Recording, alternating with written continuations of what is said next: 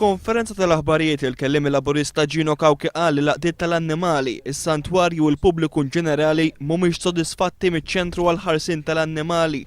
Dan għaliex mhux qed jingħataw dak li kien imwiegħed lilhom. Fost l-oħrajn meta qed jintalbu ħlas eżorbitanti biex l-annimali tagħhom jingħataw il-kura meta suppost il-ħlas kellu jkun wieħed nominali.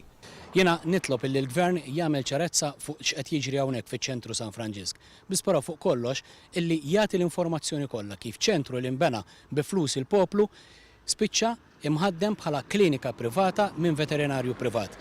Nemmen illi l-Gvern għandu jiċċara din il-pożizzjoni, nemmen il-Gvern għandu wkoll jagħti widen għal diversi elementi li qegħdin jaslulu lilu wkoll dwar x'qiegħed isir hawnhekk u jieħu azzjoni llum qabel għada għaliex ma jistax ikun illi dwar dan il-fattur ukoll dwar dan is-settur inkomplu nisimgħu ħafna paroli, azzjoni naraw ftit li xejn u nkomplu nitilfu aktar żmien.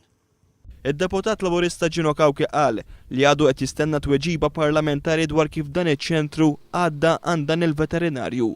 Tkellem ukoll dwar is-sitwazzjoni fid-Dipartiment tal-Ħarsien tal-Annimali fejn il-Gvern alloka biss 16 impjegat b'servizz li ħalli barra l-għawdex.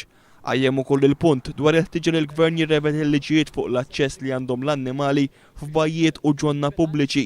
Qal li mhuwiex aċċettabbli li persuna nieqsa mid-dawl u li tagħmel użu minn kelb bħala gwida teħel multa x'kienet fi ġnien pubbliku li mhux suppost jidħlu annimali fih.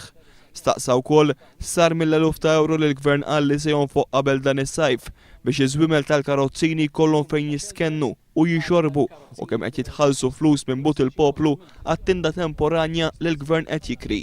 Gino Cauchi tkellem ukoll fuq il-ħtieġa li l-Gvern iżomm reġistru tal-annimali eżotiċi li qed jitrabbew f'pajjiżna kif ukoll ta' żus privati li qed jinfetħu f'Malta.